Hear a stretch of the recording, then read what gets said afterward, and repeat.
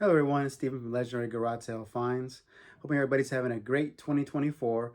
The celebration is still going on outside here in Louisiana, but I'm super excited to have this, my first video of 2024, to showcase some great comic finds I've been meaning to get to for some time now. If you've been watching the channel, you know I've been picking through a pretty awesome collection over the past few months, and this video will showcase my third and fourth trips where I hit the motherload of Amazing Spider-Man books. I'll leave it to everybody in the comments to let me know if I underpaid or overpaid for this lot, depending upon their condition, but I'm in no way displeased by what I picked up because the seller has become a good pal of mine, and after my third trip, he held on to most of these books for me that you'll see in the box here shortly until I had enough funds to buy them because he knew I was interested in them. He put them aside just for me, despite having a lot of people coming in afterward looking for this particular Amazing Spider-Man books. So I'm really thankful for that and grateful that he held on to them for me.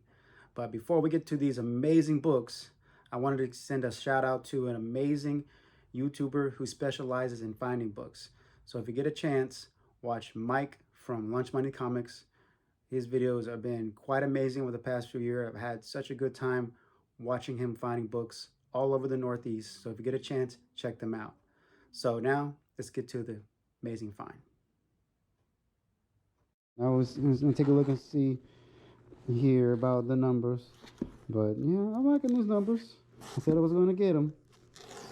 And these are, well, someone just told me when I was like telling them, yeah, early Spider-Man, like you pick up early Spider-Man no matter what condition. I'm like, I can do that because they're here and they are.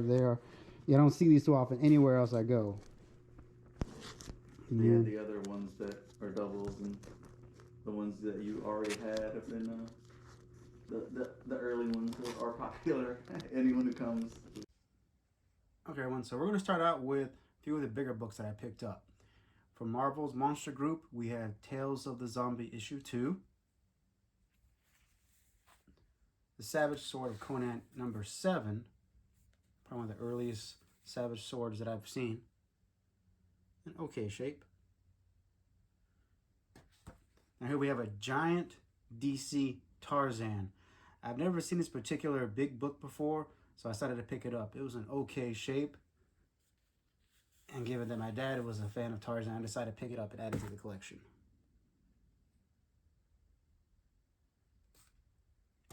And my dad already has this particular book, and this one's in a little bit better shape than the one he already has, so I decided to pick it up again. And we have a Treasury edition, Conan Barbarian. My favorite has always been the awesome cover on the back. This one's in a lot better shape than the one we already have. It's really nice. Okay, next up we have the earlier Spider-Man. So the modern titles, we have Amazing Spider-Man 417, 416, 415, 414, 413, 412, 400, 399, 397, 396, 395, 393, 391, 389, 386, 383, 382, 381, 373,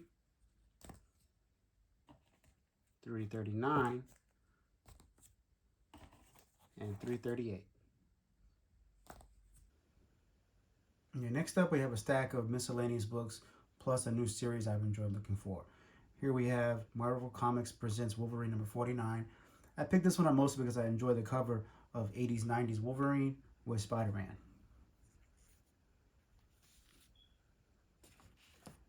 Here we have from Valiant, Super Mario Brothers number 3. I didn't realize at the time, but this is a pretty sought after book considering it's one of Mario's first appearances in comic books.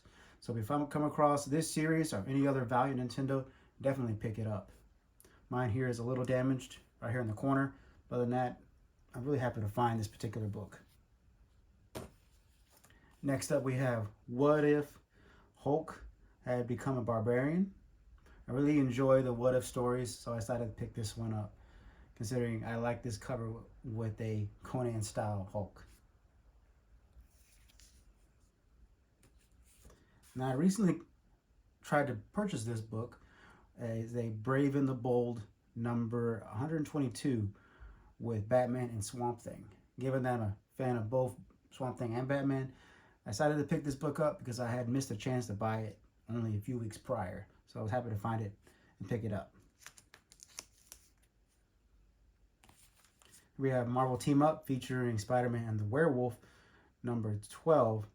I've been enjoying looking for this next series coming up, so I decided to pick up this Werewolf and Spider-Man crossover. So here we have a bunch of the Werewolf by Night that he threw into the box. Some of them I already have, but he threw in a few of these reader ones given their condition. Here we have number 4 in a pretty rough shape.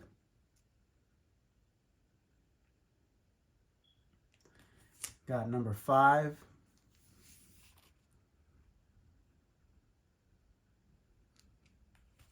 And number 6 and all the other ones I don't have.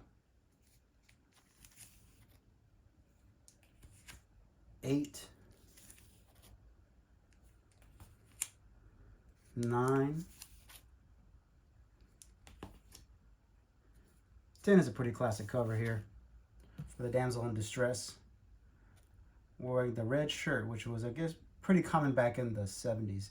If you do happen to watch the Lunch Money comics, he does explain that this was a thing they did a lot in Marvel back then. Number 12, 14. Number 15 has Dracula himself on there with the werewolf. 16.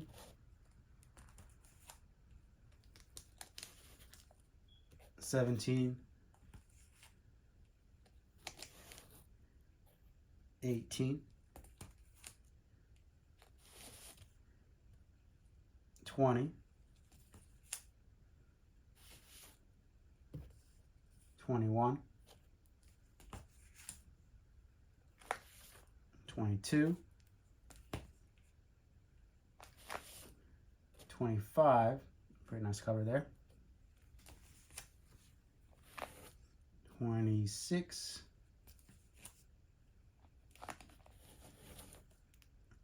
28. 29. 30. And here we have the giant size Marvel creatures featuring the Werewolf by Night and the first appearance of Tigra. Next up, we have the stack of older Amazing Spider-Man that I picked up in this lot. They are a little bit rougher than what I usually look for, but given how many there were here in this collection, I decided to pick them up regardless. So here we have Amazing Spider-Man 99.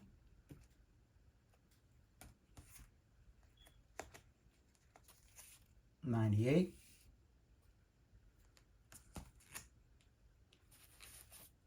97.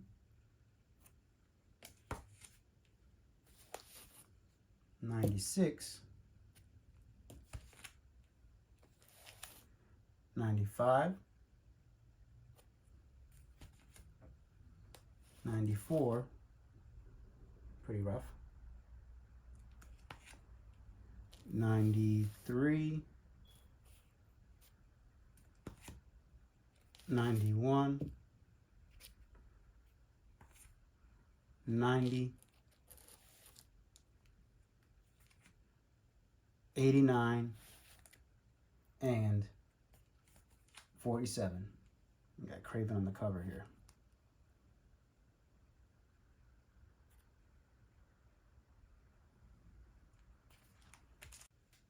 Okay, well, next up we have the stack of Amazing Spider-Man that I think really made the deal. We're starting out with Marvel Milestone, Amazing Spider-Man #1 reprint. We got Amazing Spider-Man facsimile for 101, 102, 103, 104, 105, 136, 151, 161, 162, 106, 107, 108, 109, really nice cover with Doctor Strange, 110, 111, 112, 113, 114, 115 is in pretty rough shape, 116, 118, 119, really nice Spider-Man and Hulk fight here, 120, 124, first appearance of Man Wolf, 125, 126, 127, 128, 131, 132, 133, 137, 138, 139, 141, 142, 143, 145,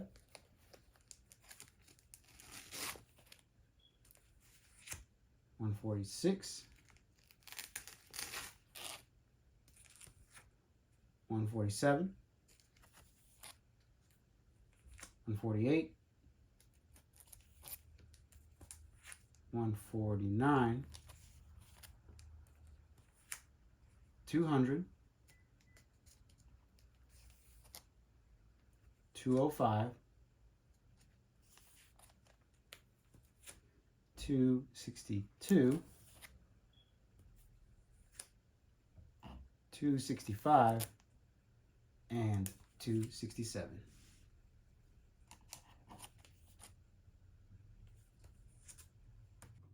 Okay, everyone, so I hope you enjoyed the overview of all those great books.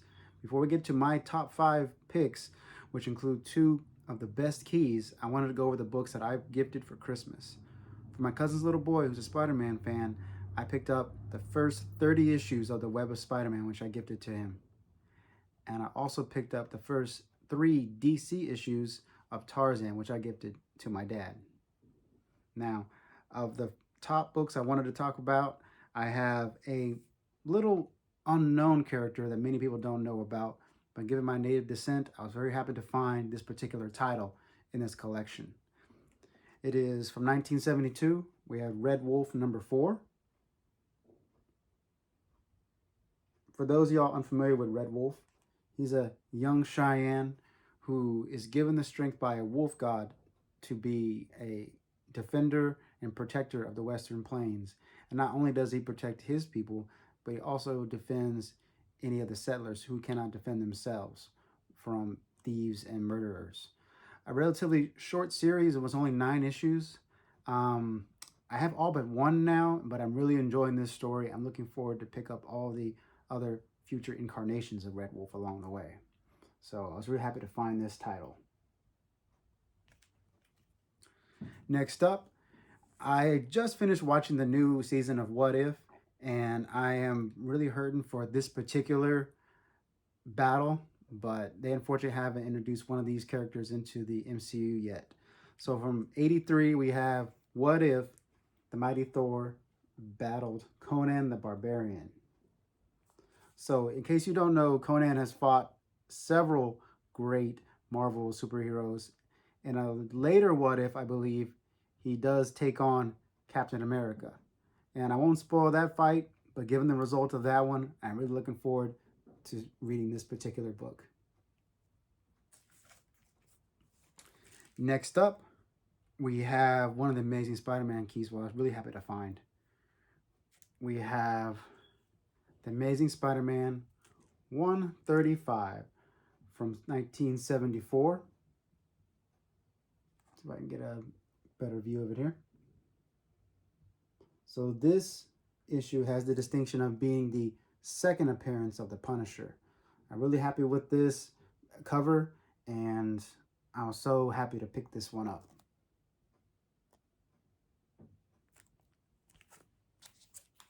And last but not least, we're going over probably the best book in the whole lot, and that is, of course, Amazing Spider-Man 121 from 1973. Not that I'm giving away any spoilers, but it's the death of Gwen Stacy.